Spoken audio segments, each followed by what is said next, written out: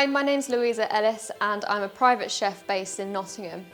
I recently won 2020's MasterChef The Professionals Festive Knockout. New talent in the industry is really important and I'm really pleased to say that I am this year's Nestlé Professional Toque back of house judge. I'm going to be really excited to see what new chef talent we have entering the competition. This year's Toque back of house challenge is going to be set by myself. We're going to be making a sage gnocchi with a classic Ragu sauce. You can be really creative with this sauce, change it up a little bit if you like, add ingredients, take away ingredients, make it your own, but make sure that it's sustainable, nutritious and within your budget. The first thing I've done to make this recipe is put the potatoes into the oven at 200 degrees. These are going to go into the oven for an hour, and depending on the size of your potatoes, we're going to need to check them at an hour.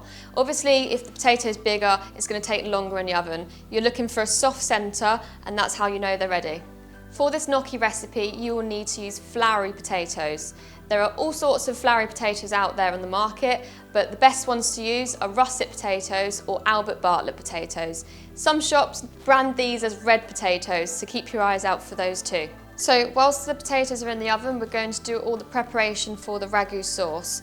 This is including all the brunoise of the vegetables. The reason why we're cutting everything brunoise is so that we can control the cooking of each element in the Ragu sauce. Also, it's really attractive to the eye, so it's better to have everything cut to the same size.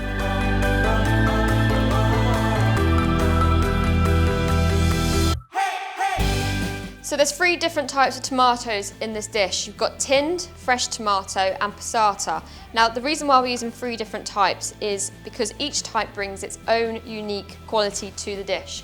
Fresh tomatoes gives the sauce really deep freshness, and the tinned tomatoes add a thickness to the sauce but also a sweetness. The passata is great because it makes our sauce really saucy and brings everything together.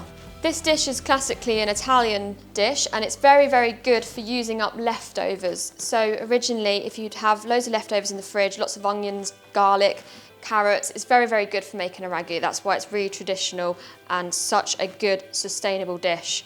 Now, obviously, you're going to be making something slightly different at home if you want to, but if you want to use the base of this sauce, that's absolutely fine as well. Finally, all we need to do now is prepare the mushrooms.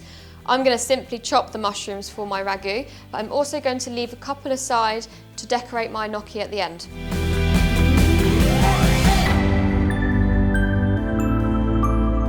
It's really important that you prepare the potatoes when they are hot.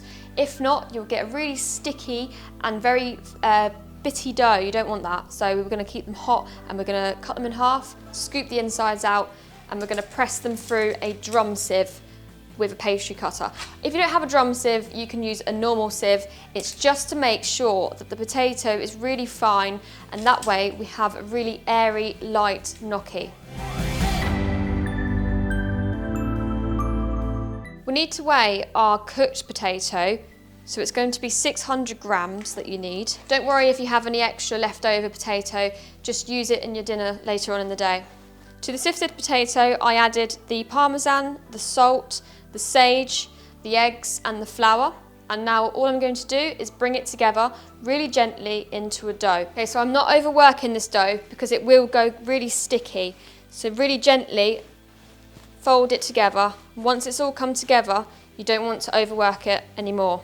So now my dough is ready. All I'm going to do is sprinkle it with a tiny bit of flour on the outside, and I'm going to pop it into a bowl, cover it with some cling film, and we're going to come back to that a bit later on once we've made our ragu.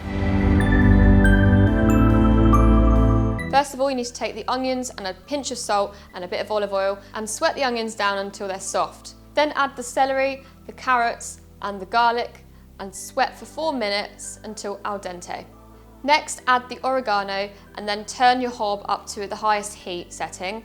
Then you need to add your vinegar and reduce this by half. Next, you'll need to add in your fresh tomatoes, your tomato paste, and optionally, you can add black garlic paste, which is what I'm going to be adding, which will add a little bit of a savoury, umami taste to your ragu. You need to cook it for about 5 to 10 minutes until the fresh tomatoes have all broken down into sauce consistency.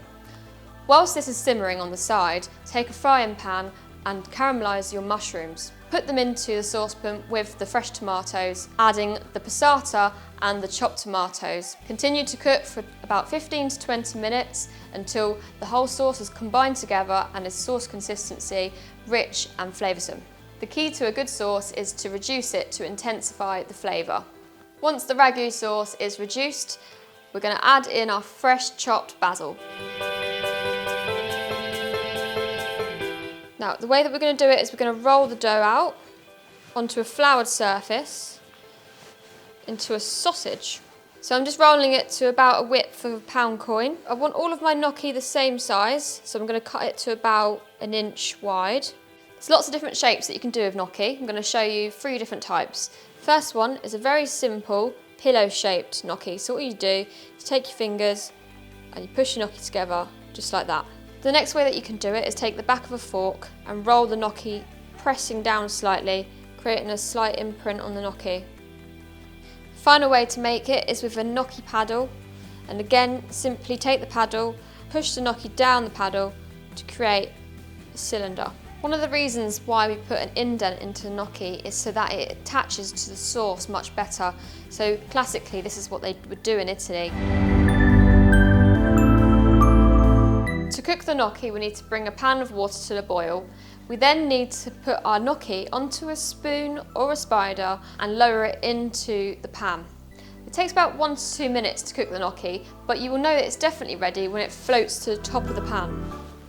To finish the gnocchi, we're going to fry it in a pan with a little bit of olive oil just until it's golden and crispy, and then we're ready to plate up.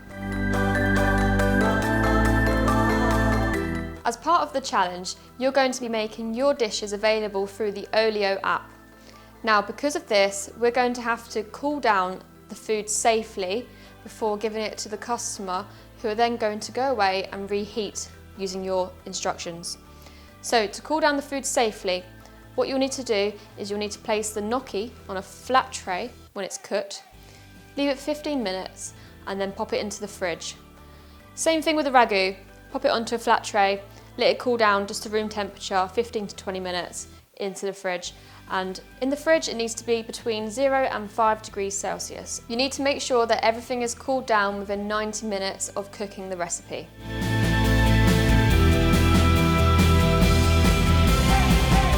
To recap, we're looking for confidence, creativity and organisation. If you want to adapt the recipe, make sure that it works with a sage gnocchi. Good luck, and we can't wait to pick our finalists.